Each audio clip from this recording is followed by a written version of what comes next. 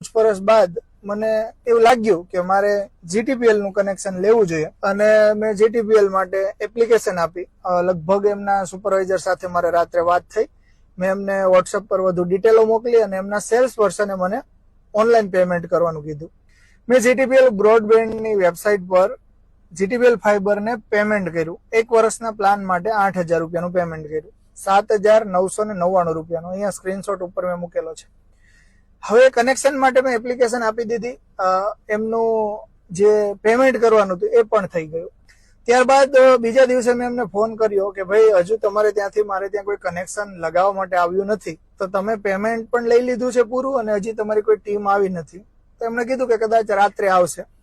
હવે એમની ટીમ રાત્રે 7 વાગે બીજા દિવસે મારા ઘરે આવે છે અને એ બધું ચેક કરે છે અને એ મને એવું કહે છે, હું તો ઘરે નહોતો, મારા પત્ની ઘરે હતા, તો એમને એવું કહે છે કે તમારું જે બોર્ડ છે ને લાઇટનું એની બાજુમાં અમારો કેબલ છે, એટલે ઇન્ટરનેટ માટે બિલ્ડરે ઇનબિલ્ડ કરેલો કેબલ હોય છે, બહારથી સોસાયટીમાંથી કેબલ આવે અને એ લાઇટના કનેક્શનની બાજુમાં એમણે મૂકેલો હોય, જેથી સોસાયટીમાં અથવા તો ઘરની અંદર કોઈ તોડફોડ ના કરવી પડે ને બહારથી કેબલ ના લાવવો પડે. તો મને ફોન કર્યો તો મેં ફોન કરીને એવું કીધું કે તમે થોડું ઇલેક્ટ્રિકનો પ્લગ થોડો હટાવી લો અને ત્યાંથી એ કેબલને ખેંચો એટલે તમારું કનેક્શન અપાઈ જશે. તો એમણે એવું કીધું મારા ઘરે કે ભાઈ આ જે છે પેલું લાઇટનું થોડુંક એવું એ અમે ના ખેંચીએ, એના માટે તમારે ઇલેક્ટ્રિશિયન બોલાવવું પડે. સારું, મેં કીધું હવે તમારું 1 મિનિટનું કામ છે, જો હેલ્પ કરો તો સારું. તો જીટીપીએલ ની ટીમ તરફથી મને કોઈ સપોર્ટ ના મળ્યો અને મારાથી એ વસ્તુ થઈ ના શકી, તો મેં ઇલેક્ટ્રિશિયન બહારથી બોલાવ્યો ને એના અલગથી રૂપિયા ખર્ચા મેં ફરીવાર.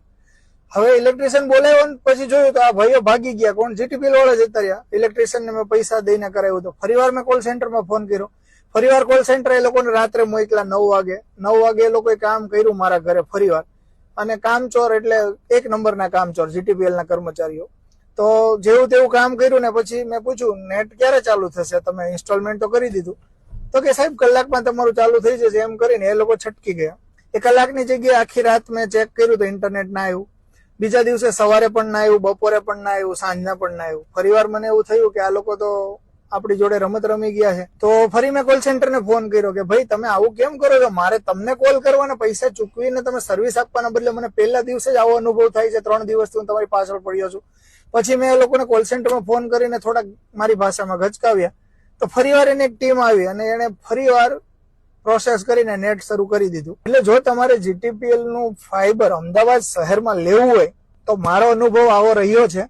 જો તમારામાં ધૈર્ય હોય, તમારામાં માનસિક સહન કરવાની શક્તિ હોય તો ચોક્કસ તમે આ જીટીપીએલ નું કનેક્શન લઈ શકો છો અને લખી શકો.